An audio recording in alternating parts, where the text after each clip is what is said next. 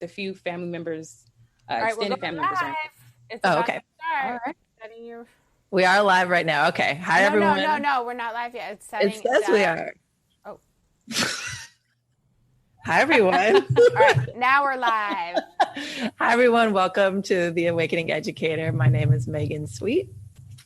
And I'm Susan Andrian. And today we're kicking off our first in a three-part series on equity in education. And this is a special one for me because our guest is a former student of mine and one of my special favorites, which you're not supposed to have as a teacher, but I did, Miss Crystal Gix. And today what we'll be talking about is her experience as a student and then as a teacher in our education system. And I figured it would be only fair if we're going to ask students to talk about their teachers that, you know, I put myself up for the conversation. So we'll have that discussion. And I want to introduce Crystal a little bit before we get going. So Crystal is a native of Oakland, California, and a graduate of San Jose State University. And she currently resides in Los Angeles. She's an actress, a print model, a literacy advocate, and a former educator. She's currently publishing her first children's book geared towards exposing the experience of lacking through the lens of a struggling student's eyes. And the book is titled Pumpkin Learns to Read, correct? Yes. Crystal Gix, welcome to the show. Thank you for having me. So excited to have you here. Crystal, I'm so excited. Like to have one of Megan's students is great because I want to hear all the dirt about her as a teacher. Oh yeah, I got all the dirt. And I think it's just really important that we're kicking off our season 2 with equity, and that we're coming from a place from the lens of students, and also where you are right now, really looking at equity and bringing children's literature to the table. I think so. We're excited. We're really excited, and I'm looking for the dirt. So. Well, and today is the, I want to say, the 57th anniversary of the March on Washington, if I'm correct. So this is a auspicious day. I believe you are correct. To be kicking off this series. And so, Crystal, maybe you can talk a little bit about yourself before we get into, you know, just like maybe what you're up to now, and then we'll start grilling you about what it was like to be a kid. Oh, in my class. Okay, well, I don't know where to start. So, you know, you already mentioned the book. So I do have the book, which kind of came from my experiences growing up in school and everything. But what sparked it was me teaching in the classroom and seeing myself and some of my students. And I was like, oh my gosh, like I'm looking, I mean, you know, boys and girls, I'm looking at myself and the experiences that they were having. And that's what sparked me to write this book. And I wanted to, you know, get the illustrations in there because I wanted children to read it, but I also wanted parents to read it. And I wanted teachers to read it because I felt like this experience was important. And it's just so ironic that right now I'm speaking to you about it. And I just so happened to write that book, you know, a few years ago. And I'm just now getting it published. So yeah, everything is kind of full circle here. So that's the book. Like you said, I am an actress. And where can folks buy your book? Just so we can plug it a few times because I think it's important, but when it rolls out, where will it be available? It'll be available on Amazon. And they can also go to crystalgix.com to find the link for that, or any of the social medias. You can look up my name you can just Google my name and find anywhere to purchase the book. And that's pretty much that, like Amazon and my website mainly. Okay, cool. Yeah.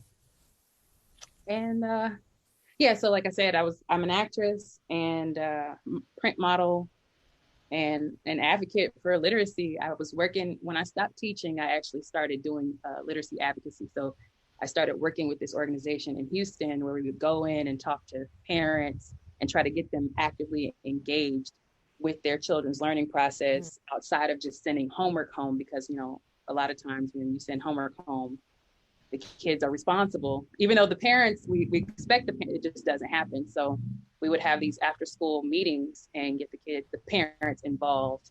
And I thought it was pretty cool. And it just really gave me the jitters. I'm like, oh, I really like this. I really do like this, but I didn't, it was really nice. So what got you interested in literacy, and, you know, maybe a little bit of the story of how you wrote the book, because this is actually a part of you, and you were my student. that I didn't Yeah. know. So I was really curious about your experience in elementary school. I had you as a middle school student, as a sixth grader. Right. But I'm just wondering like what that early experience was and why literacy feels like the important piece for you. Well, I was one of those kids that was just getting passed along growing up.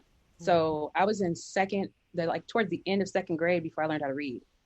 So I didn't know how to read. I didn't know basic 3-letter words or anything. And when I was younger, I was like, when I was younger and I didn't understand the difference between what my mom was going through then versus, now.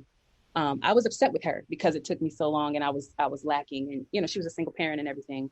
But I learned to read very late, which sparked the book, which is The Pumpkin Learns to Read. That's my nickname growing up.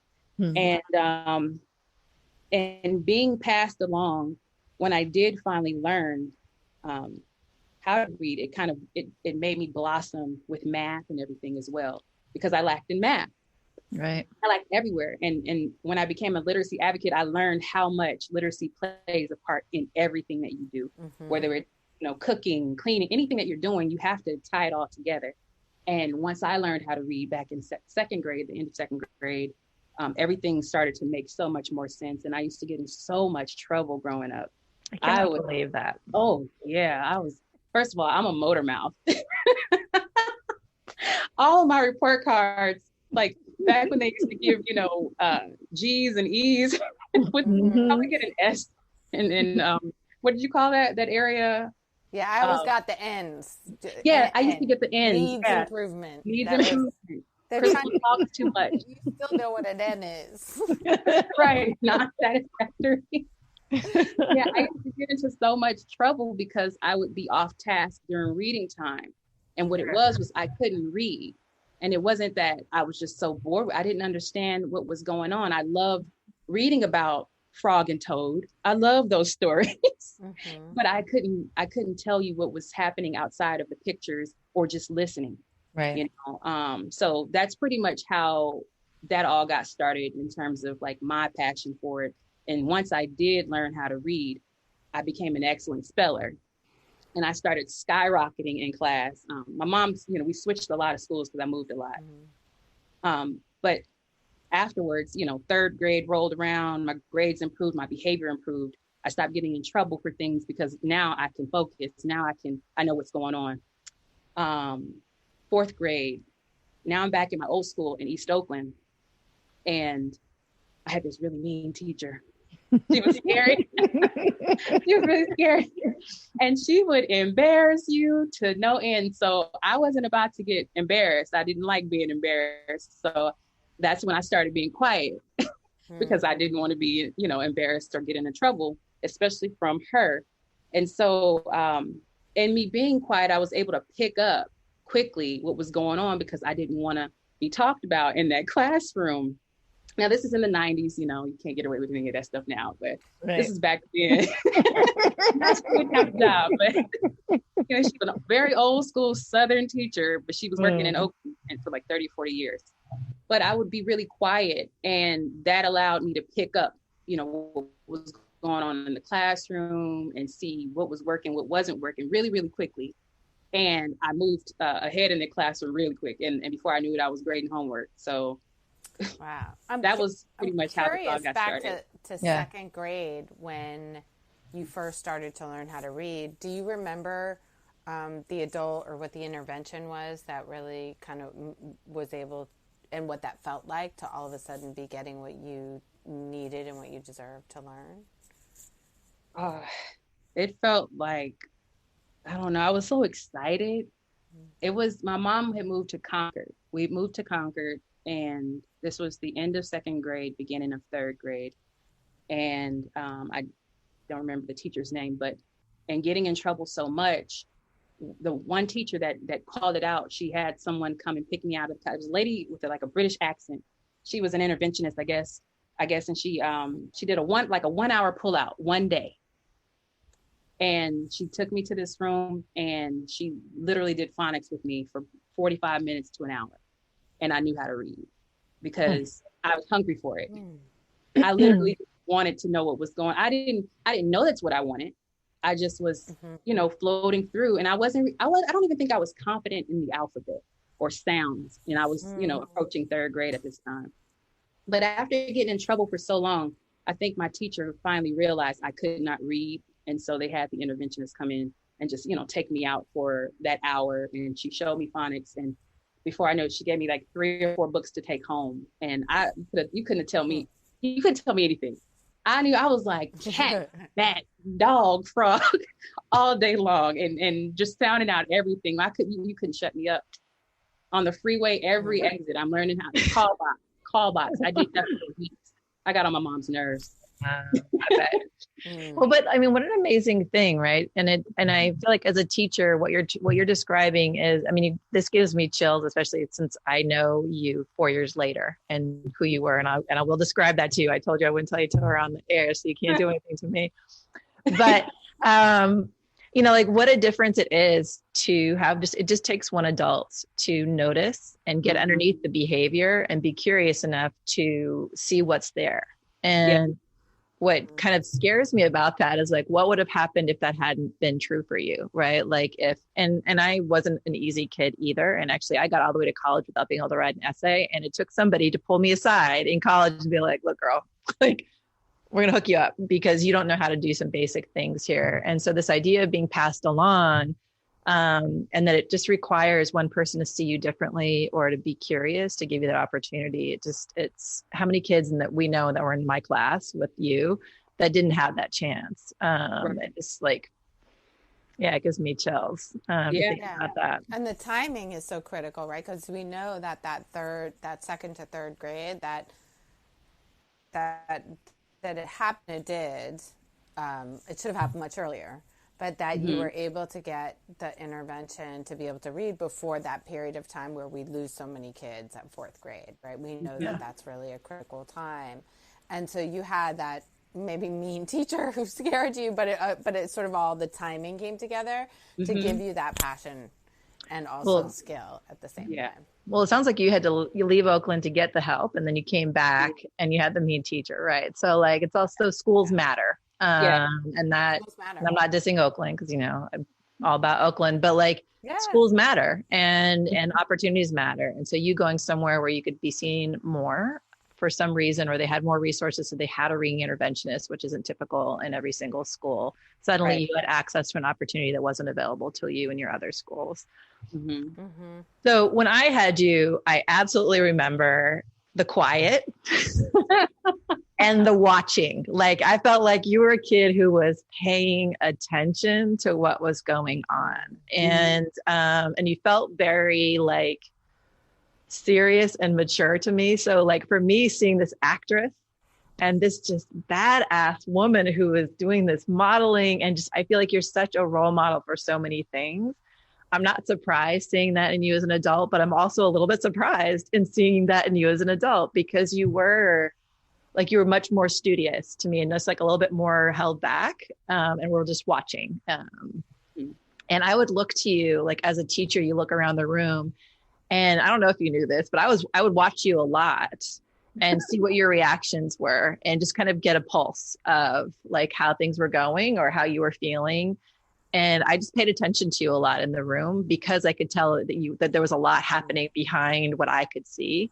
And I was always just so curious about that. And I really just wanted to impress you, make sure you felt happy, like the insecure young woman in me wanted Crystal to like me. But like, I paid attention to you, and I remember that really well, even 20 years later, that you were the student that you felt like you had a maturity past your years. I feel like I even said that to your mom at some point in some parent conference or something. And I'm wondering, like, I mean, I'm curious for you. So Crystal had a unique experience in my classroom, and maybe we can bring this forward because we're talking about equity today. And I feel like one of the things that, so I had a co-teacher, and we taught and did everything together. So we weren't always in each other's classes. I don't think your year. We actually opened up and shared the same room the next year, Crystal, after you were with us. You weren't in the same big room, were you? You were the year before that, right? Yeah. But we would come together a lot, and we'd bring our rooms together a lot. And I'm sure you know now, or maybe you have the perspective now, but Mr. Abdul and I, my co-teacher, we very intentionally wanted to put on display our differences and how we could work together closely and create a supportive environment. He was not shy about calling me out on my whiteness and on when I said and did things that were hurtful for you guys. I don't know if you guys knew that, but like that was legitimately, and it was such a gift, right? Like behind the scenes, he'd be like, sister, when you said this, I'd be like, oh shoot. Right. So I didn't, cause I didn't know, right? Like as a young white woman, I wasn't aware of, I had a sense of privilege. I was like starting to work with that concept, but it wasn't one that was a part of who I was. And I was teaching kids, most of whom didn't look like me. Right. So, and that's still true today. And so it's a wondering I have for you, when you think about that environment, what was that like for you? Were you even noticing? Because we were like so intentional behind the scenes of like, we're going to fight with each other in front of everybody. We're going to love each other in front of everybody. We're going to do all these things that kids can see, because we couldn't be more opposite, right? Mr. Abdul, as an African-American man. And he's just like the most... He is steady Eddie. He's a Muslim. He's like very traditional. And I was this very wild hippie girl. So like, for the two of us to be together, I'm curious from your point of view, and I'm not looking for compliments, but what was that like to watch that? Or were you even noticing the interplay between us? That was a long time ago. And you were a child. This is 22 years ago. But I remember you two working together. And now that you mentioned like, a little slight bickering here and there, but it wasn't like confrontational in a sense of like, oh my gosh, look at Miss Sweet and Mr. Abdul. It was like they're having a disagreement and then it was over with. It was like they're working, like I think I remember it as you were working together. It wasn't any pettiness or, anything like that where, oh, I'm not talking to him today kind of thing. It wasn't anything like that. And I rarely remember you both being upset just in your own classrooms. I remember you being upset once. Oh, I'm sure. I remember I don't know why. You had a headband on your head. You had this headband on your head right here. And your hair was cut like that. And you were like, ah. I remember. I'm sure I was upset a lot. Yeah. And he was upset a lot. He would get mad at us. But being a teacher's hard. Yeah, he was tough. But it didn't really have a negative impact at all. I really liked watching you two work together, to be honest, because it was such a contrast to who you were, because you're so opposite. He's Mr. 1, 2, 5, 4, 3, 2, 1, military, that's right. And you're like, we're going to learn about this ELA, this all this stuff that's going on in the world. I remember learning about Mesopotamia, all this stuff from back then. And I enjoyed that experience. It wasn't like, oh my gosh, I have a white teacher. It wasn't that for me at all. Yeah. If that answered the question. Well, that's answer the question. I mean, it's always a wondering for me, right? As sorry, Susan, I'm just like taking over. No, it's okay. I'm checking in with I'm checking in with Crystal. But I mean, and I do want to hear. I mean, go. I mean, it's a wondering for me, and it's something that for my whole career I've been worrying about, right? Like and I was very intentional and self-aware of being a white woman in this space, and again, like behind the scenes trying to make moves to either get right with something that I said wrong or did wrong, or again, like intentional, like, yeah, we disagreed with you guys with each other in person, in front of you all on purpose, which is interesting to Stephen to hear that, because we wanted to show that like that can happen and you can move through that. Mm-hmm. But I have always wondered, because I think it's one of the big equity problems we have in our education system is this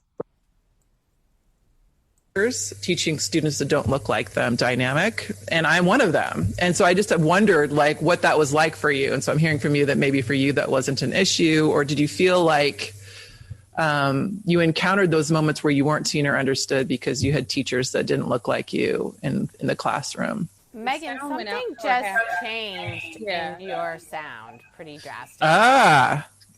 Is that why you all leaned in? Yeah. Yeah. Your voice got quiet. No, it got quiet. It got low and low. Is it over? I hear myself too. Echo. I hit the microphone. How about this? Is this much better? Yeah, you're back to normal. What I said? I could hear you, but it was distracting. It almost felt like Darth Vader came into the room. Just when I said like white female teacher, that's a perfect time for me. Like, but it is the wondering for me of like, it's something that I've studied and thought a lot about myself as a white female teacher stepping in and teaching kids that look different from me. What was that like for you as going through education? And again, I put myself forward as like, if I'm going to be critical of, how much whiteness there is in education, I need to put myself forward because I'm part of that problem and part of that solution. But I'm wondering for you, as you went through your education, did that come up as an issue for you, or did you feel like you weren't seen, or were there those microaggressions that got in your way as you were learning? It was kind of like a roller coaster in terms of my experience with, white teachers or non-Black teachers. With you, I did not have any issues in terms of feeling like other or out of place or outcast or anything. And I think it's also the area where we were, we're North Oakland, border of Berkeley, very hippie, very, liberal, very, just everybody's all love and we're all equal and there's no violence, kind of feel. So right. It didn't feel like a thing there, and we did have a heavy population. Well, it's interesting because I worked right down the street at Carter, mm-hmm. and at Carter Middle School, which is just not very far from Claremont, mm-hmm. and had a very different feel than what you just described. Really? I'd say. You know what I've heard as a white woman going into that work, doing mental health. Mm-hmm. It was 2001, and it was a predominantly Black student population and a predominantly Black staff. Mm-hmm. So I think it was really interesting because it was located right there on the border of Berkeley. And I think we like to believe in that, what you just said around like, mm-hmm. there's no violence and it's hippie and it's all love and good. But mm-hmm. I don't think that's like the reality for a lot of folks that live in that community. Yeah. So it's this weird like juxtaposition. And mm-hmm. so I felt like it was really interesting as you were talking, like, I'm like, I was in North Oakland. That's not my experience. Yeah, right. And so like everybody's experience would be different, right? Because I'm also coming from East Oakland. So I was essentially coming from avoiding the school in the neighborhood in which I lived. I was I transported into town. I caught the BART and the bus to Claremont. Mm-hmm. Claremont was like, when I got there, you have all these arts mm-hmm. programs and everything else and so on and so forth. So I had white teachers before getting to Claremont. Actually, one of my first, I think my kindergarten teacher, Mrs. Rogers, she was white. She was a very young woman at the time. And I've had a few in between. The only time I've had issues was when my mom moved me to Concord. And I was one of two mm-hmm. Black children in the entire school. Mm-hmm. That was the only time I felt like an other. I didn't even know what racism was. I didn't know what discrimination was or prejudice or any of that type of stuff. I had no idea until I got to Concord. And I was constantly reminded that I was different, constantly reminded that my behaviors that I brought from East Oakland that was considered normal is now a problem, which is where I started getting in trouble much more. I didn't have as many behavioral issues at my old school because everybody was like me, everybody had the same kind of energy and the teachers just worked within that. Like, okay, these are my students. They're hyper. Let's work with that, and here everybody's they already know how to read. They already, are at a certain level and so on and so forth. But to stay on topic of me having, white teachers, the female or woman teacher that I've had in Concord, I didn't have any issues with. It was the man. He would single me out all day long. That was the first time I'd ever been on time out. He was fussing at me all the time. Crystal, what are you doing now? Crystal, all day. And on top of the fact that, I've got these kids that I go to school with now telling me that, well, my grandfather said, if this was back in the day, I'd own you and MLK would be a slave. And I never heard any of this. I didn't even know what slavery was in second grade. I wasn't quite aware of that yet. So that's the only time I experienced that. I didn't know a lot of stuff about feeling different around, having white teachers, because I started so early having white teachers. It wasn't like a thing for me. That's interesting. As you're talking, it's so interesting to me because you first described yourself as getting into a lot of trouble and being when you were young, but that actually isn't. That from what you're just saying, that actually doesn't sound true. It sounds like you went to a place that had a different narrative of who you are, and put that label on yourself, which you sort of experienced, because it sounds like before you went to Concord, you didn't get in trouble, and after you went to Concord, you didn't get in trouble. So it really wasn't, so I was just, it's really curious to me that was sort of part of how you just see yourself or describe yourself, for the narrative. But when you put it in this context, I wonder. Yeah. Yeah. That is interesting, huh? Yeah, I appreciate you answering this. I hope it's okay. I feel like we're putting you on the spot, but I hope it's okay. No, it's fine. Because I think it's such a big, it's been such a preoccupation of mine, and representation matters. There's plenty of research that shows that like you need people that look like you, and I'm a big advocate for that. And I'm also a big advocate for whoever wants to teach. Cool, let's just get you the information you need to be successful there. And again, that's why like it's exciting for me to talk with you and to remember those times with Mr. Abdul, because I was getting an education right along all of you, and in some ways that's what's necessary to be an educator. And I'm sure, and I'd love to hear your perspective when you got into the classroom. But at the same time, I get very impatient with that. So like if I acknowledge my own like worry and anxiety about that, like for most of my career, I get real nervous when I see the inequities that are in our schools. And so because of what could happen like in a Concord, but also I also know what also can be true, which is you can happen like in, I'll say my classroom, but in other classrooms where you feel included or where the teacher is doing the work, then it's possible for there to, we're never going to be with the teacher that looks like us every single time. But like, so there's this like way of being able to create an inclusive and safe and supportive environment that I think, I certainly didn't know and wasn't trained on when I was your teacher. I just was lucky enough to be in a school that I think was pretty open. And, the sixth grade was a very diverse group of teachers. Mr. Abdul was like, he's a brother and I love him forever. And I feel really indebted to him for just how much he very selflessly trained me. But then I think about like, boy, but most people don't have my experience.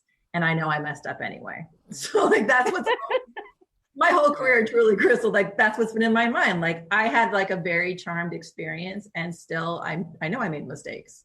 So I'm wondering, that's a big lead up for me, just like to wonder, like, so you had this experience, you went through school where you had some like, sounds like some pretty like, not just like microaggressions happen, but like racial incidents, so that to be like where you're singled out, and then spaces where you felt more included.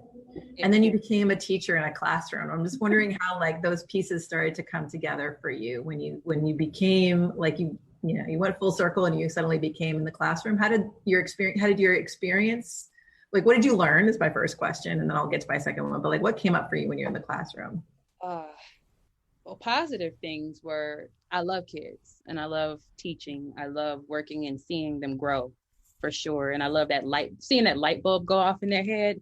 It's so beautiful to watch, because it's like, gosh, you went from, just this clay and now it's something, I love that about working with students and teaching. The things that I experienced in teaching that haunted me was also being that teacher for like other kids, that teacher that's like singling them out. And this isn't even a racial thing. It's something that's just ingrained in how we treat certain kinds of kids. And it scared me. I didn't want to be that teacher. And I found myself becoming that, because the environment in which I was teaching also, they say, oh, we're not supposed to single children out, but everybody was doing it, and there's the training world and there's the real world, and there's the professional developments to tell you how to work with conflict resolution. And then there's just the real world. And, you have all these kids that have similar lives, but very different lives at the same time. And you have to treat them differently. You have to work with them differently, because this one doesn't have food at home. This one doesn't have the clothes. This one doesn't know how to read. This one can't count. This one can't even spell their name, and they're in third grade, and this one just babysat their sisters overnight and their mom wasn't home at all. And this one never comes to school and sleeps in class. There's just so much going on. My fear was failing them as an educator. It wasn't even about me, because once you step in there and you're like, okay, I'm committed to this. It was about them. And I was like, I felt like I was going to fail them. I was afraid of it. And I was afraid of being that teacher that they remembered, that said something to them and they never forgot, something negative to them, and they never forgot. Being under so much pressure, especially my first year on of record, having all that pressure of meeting the district standards, the state standards, and these people walking into your classroom every week with clipboards. What's up with your boards? You got your board. You don't have your banner up. I'm like, you need your grades in by 4:30. School's out at 3:20. I still have kids here sitting here waiting to get picked up. It's just a lot going on, especially for first year teachers. You start getting that gray hair early. So that was my experience teaching. It was very overwhelming.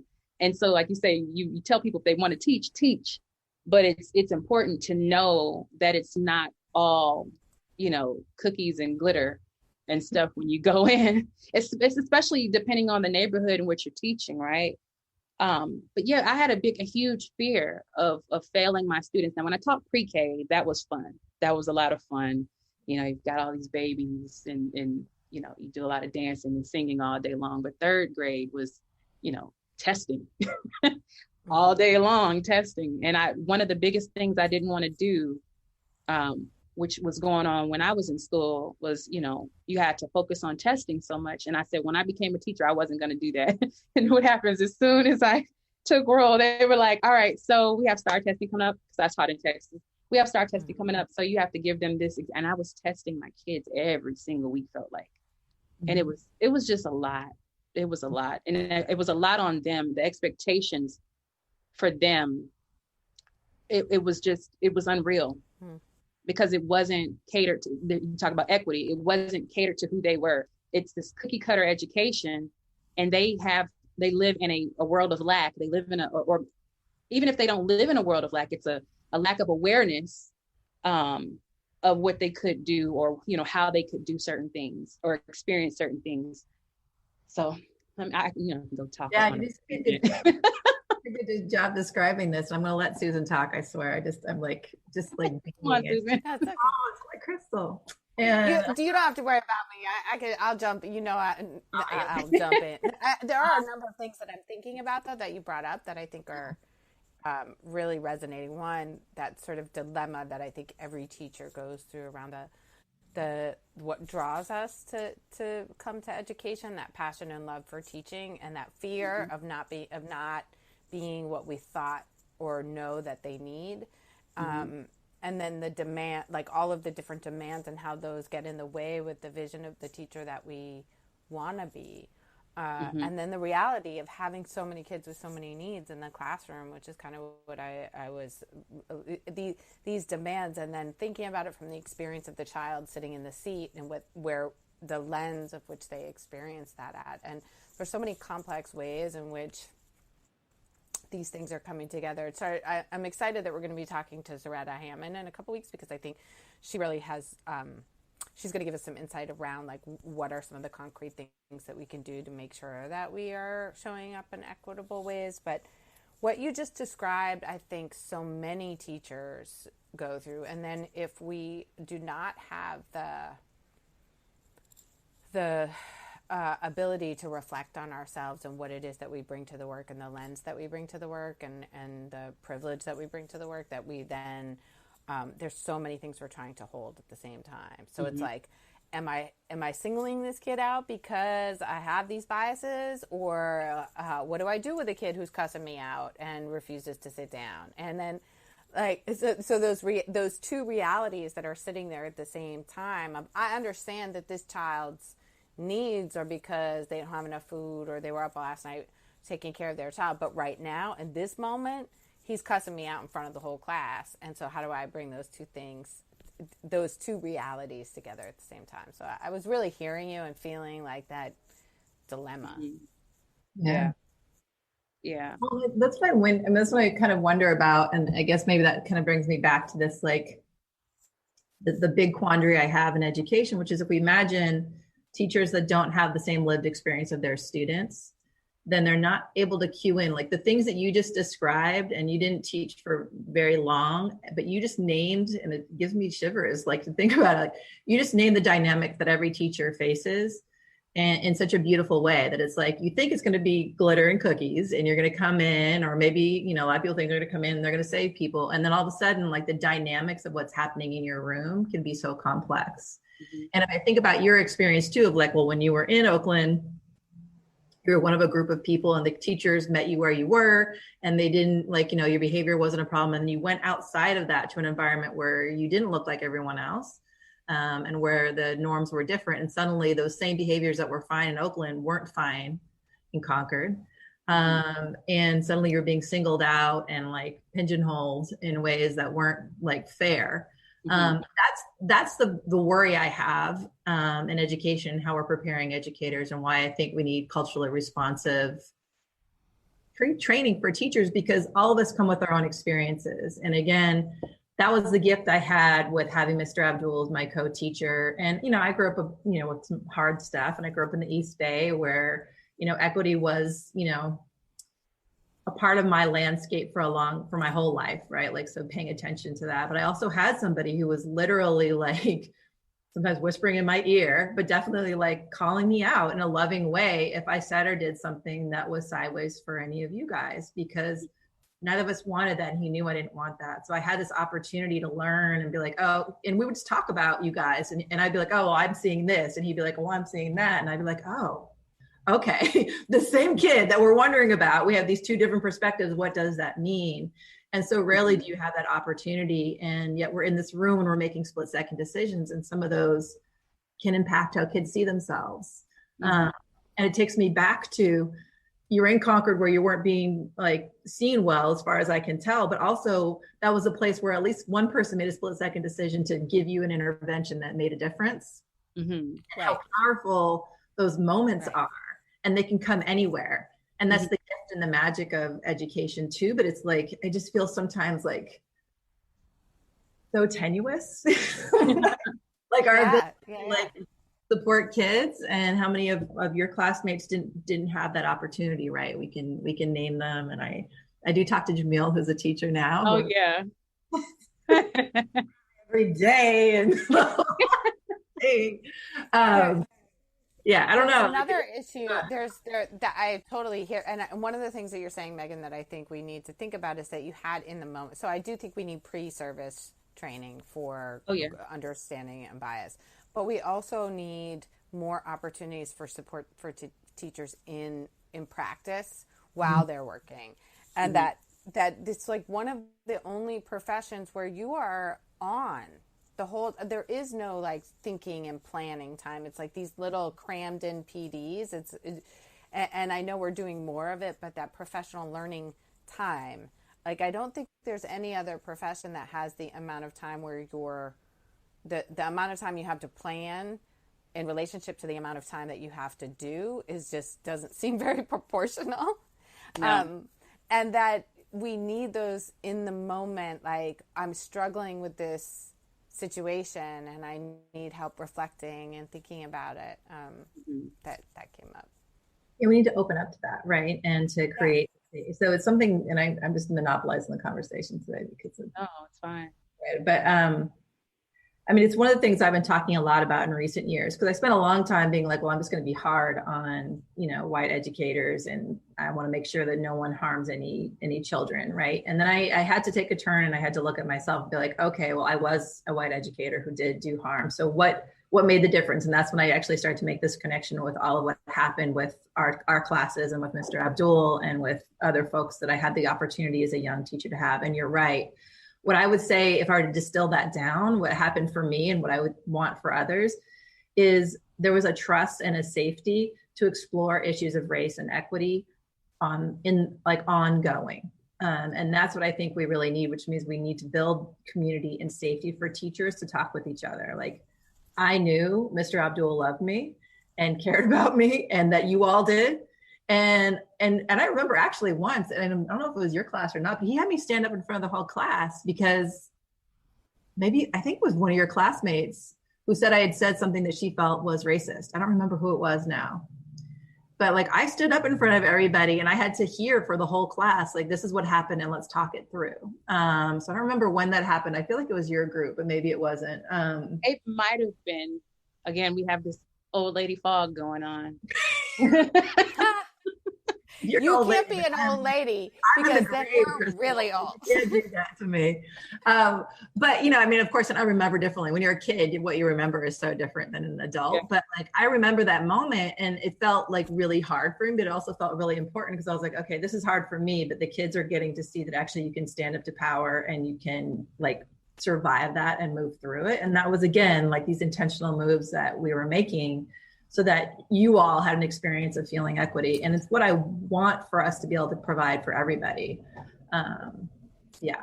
Well, you know, I think hard is what changes us, but right. So that's important. But I'm curious, Crystal, there was something else that I want to go back to something that you said before about getting on BART and bus to come to Claremont, making that choice as a family to come all the way across town to find a school that you felt like was going to give you the academic experience that you needed and deserved. Mm-hmm. And I look at bus, you know, I'm from back east from Boston area, and we have a long history of busing and how that played out there that I think a lot of people know about. But mm-hmm. Here in Oakland, I think when we think about options and how options came about as an attempt to create equity, but it actually unintentionally has reinforced inequity and disproportionality. And I'm curious what that process was like for you and your family, and what that was like for you to travel across town every day to go to a school that was going to meet your needs. Okay, so as I finished up 5th grade, there was another parent whose child also went to Claremont. My mom was talking to her. And she said, yeah, I'm going to send him over to Claremont. It's a magnet school, blah, blah, blah. Now, my mom isn't the most educated woman. She didn't go to college and all that stuff. And as you can see, you know, it took me a long time to learn to read. So she wasn't as active in my educational process. And that just comes from socioeconomics and culture. And like I said at the beginning, I was upset at her once I became an adult because I didn't understand what was going on. Now that I know and understand the various levels and layers to this all, I understand that she's very much so a product of, you know, culture, generations, and so on and so forth. But I was totally upset with her. And, you know, I would say things when I was in a teenager, or, you know, high school, college age, you know, like, oh, why didn't you do this? And, you know, poking fingers at her. But she, you know, looking back on the fact that she made the decision for me to go to a magnet school away from the neighborhood where I was, because I didn't want to fight every day. And that was like totally the expectation of Madison. Like when you go to Madison, oh, we about to fight every day. Mm-hmm. Oh, we about to do this every day. And I was like, I don't want to do that. Send me somewhere else, Mom. And so she made that decision for me to, you know, advance elsewhere. And I'm so grateful that she always allowed me to explore and be exposed to different things in different places. So that was the reason why she did it. She knew that if this parent knew about Claremont and she spoke so highly of it, because at the time it was like one of the best schools to go to, it had to be, you know, a great decision.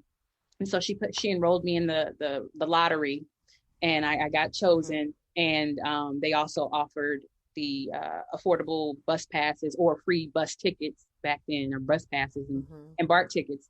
So you know, that was the family decision, was to ship me across town every day. And, you know, that alone just exposes your world, because you're now on the train with business people, homeless people, you know, people with mental disabilities and whatever else. So you're just getting a whole world of education just in that hour and a half travel commute each way. And so I did that, and I'm probably rambling, and I probably missed half the question just now. What was the other part of the question? Was like, what was it? I mean, that was the big part of the question, but I'm also wondering. So now we really understand that the intention was just exactly your experience, right? Your experience was the intention of options, that it worked. And unintentionally, we've divested from neighborhood schools, and what ends up happening is we end up with greater disproportionality, and in some parts of the city, almost segregation. And so curious. So I think again, we come back to these complex issues of making sure that every child has an opportunity, has an interventionist when they need reading, has enough adults who can be attending to the needs of kids, but really these complex ways. So that was really around my questions, is like, how did your family decide to do that? What was the impact? And then really thinking about it from this complex systems perspective of how do we move forward as adults now who care about equity? Gosh, it's a hard question. I mean, as far as how do we move forward? Because I mean, you don't have to. There's a lot of, I'm just curious about your vision. I'm not made. Ultimately, it's always about money and access and stuff. Always. And in Claremont's neighborhood, you had more funding, obviously, to provide the Arts Magnet label.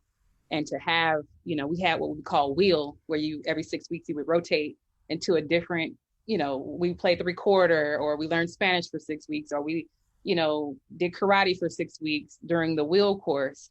I don't know if the school in my neighborhood had that, but I mean, they had PE, I know, but I don't know if they had the option to do karate, painting, Spanish, computer science the way that we did, so I think, for sure, I agree with the main consensus is economics, for sure. And I used to get teased going home after school.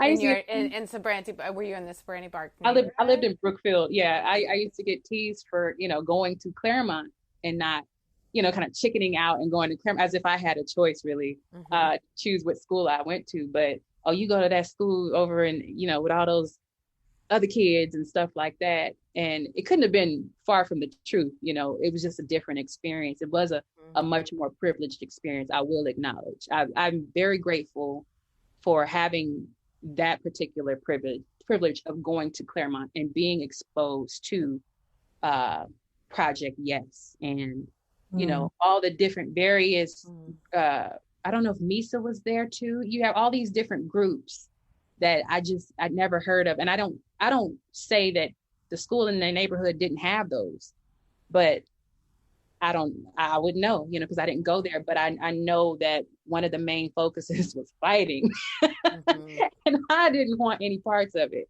That was a huge, part of what was going on where I grew up, even in elementary school. But, I had a little bit of exposure to arts and everything, a little bit of exposure to, some things that weren't typical because, we still live in the Bay Area. So we did have access to Apple computers and stuff like that because, Apple would donate a lot of computers to the school, and they would guinea pig us. They would beta test us with a lot of their programs and stuff like that. So that was some form of privilege in my neighborhood that a lot of kids in other places didn't get to have. So even just being in the Bay Area alone is a privilege. I don't want to put that out there because kids in Houston don't have that access at all. Yeah, but, what you're saying is it's so interesting, Crystal. It's there's a researcher called John Powell, and he does something that I just think is fascinating. He does something called opportunity mapping. So he looks at geography and your access to opportunity based on where you live, based on the color of your skin, based on your socioeconomic status, and just has done a really great job of showing that your access to opportunity absolutely has this huge influence on what your future will be. And the community you're describing that you grew up in was one that I went back because I came back and didn't work in the classroom anymore when I started working in the district office in Oakland. And then I went around, and I touched my microphone again. And I went around and worked in other schools and actually worked at Madison. I helped to change it into the K-12 school it is now. And yeah, just that idea of right, if I go to Madison, what I have to do is face fighting every day. And if I go to Claremont, what I do is I get to learn, and it was safe then at that school, and I get to have access to art. You're the same human. Again, it's these little moments really change your trajectory, and it does come down around opportunity. And a lot of families that grow up with more privilege, like it's always just the Claremont option, right? So like, and how that then sets you down this trajectory of access and opportunity into your future that's not the same for someone that grows up in a neighborhood that's not a given, right? That's not a given that you're going to have access to all those things. And that's, you know, what drives me still today. I feel like we're probably getting close to being out of time. We are getting close to out of time. We're a little over 2 o'clock right now, but we got started a little bit late too. So. I'd love to hear a little bit more about your book. And again, like if we do this like full circle moment of like a little bit of what Pumpkin's about. And again, like as you experienced it as a student and then as a teacher, like, because again, you saw yourself in your kids and that inspired you as a teacher, but also inspired you to write this book. So I'm just wondering if you want to share a little more about that. Oh yeah. So Pumpkin, as I said, is my nickname growing up in my neighborhood. To this day, if I walk down any street in East Oakland, Brookfield, they'll go Pumpkin, and I know who it is. You know, I'll just shake and turn around. But it's about, you know, growing up in my neighborhood and with my grandmother and my mom. And my mom, you know, moving out, we moved around a lot. We moved back and forth to my grandmother's house a lot. And I think that is really what contributed to me not learning how to read, because I missed a lot of school. You know, the times when kids were learning, I wasn't there, and I was late. I was late to school up until grad school. I didn't become an on-time person until I was getting my master's degree.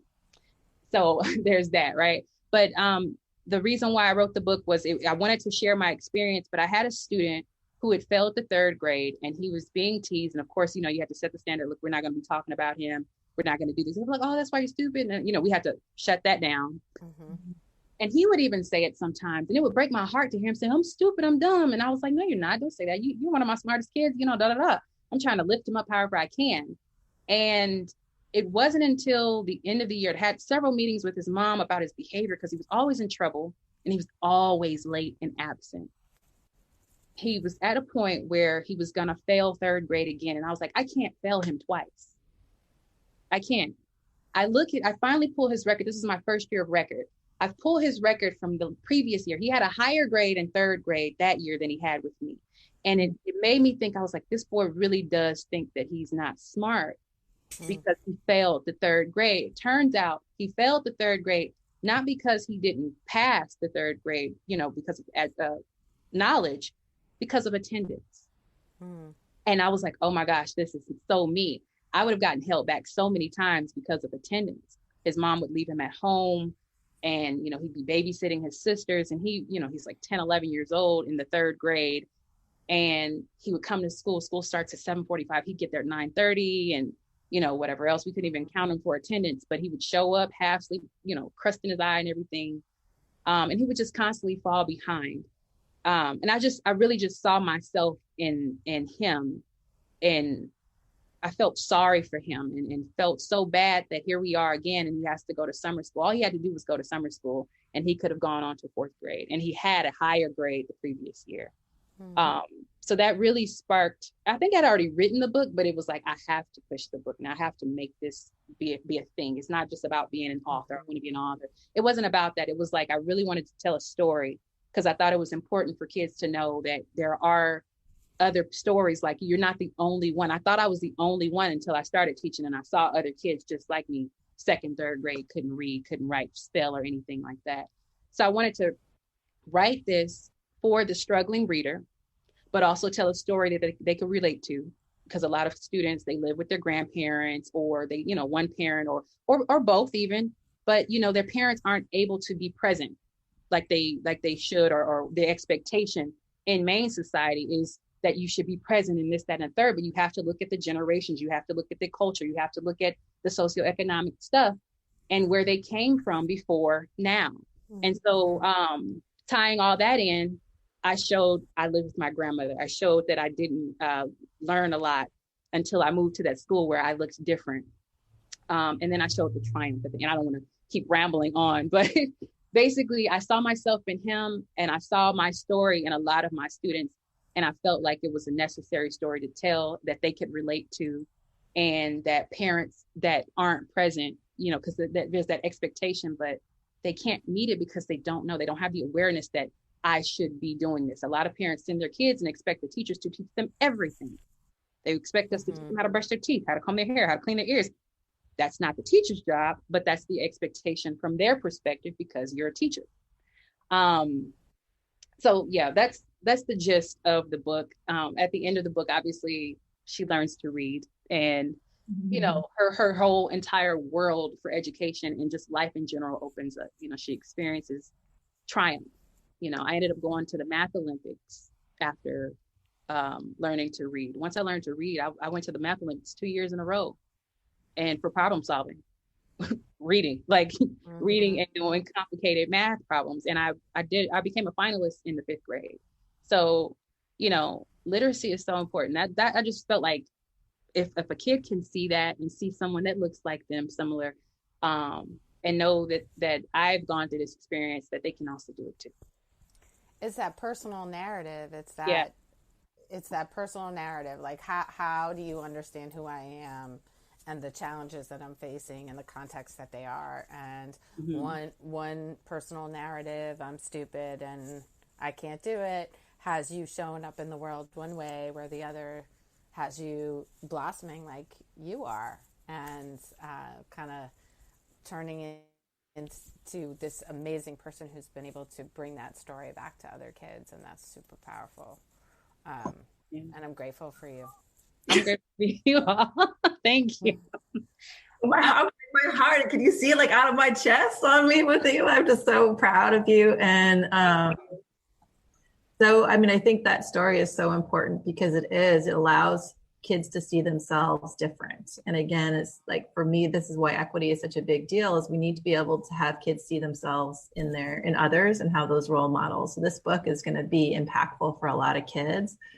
And again, how lucky for this boy that he had you as his teacher, who could see past all the stuff and see him for who he was. And it was because you could also connect in with your own lived experience. And again, that's why I think we need a lot of training for educators on equity and inclusion and how to create safe spaces so that we can catch more kids and help them to feel like realized the way that you got to be.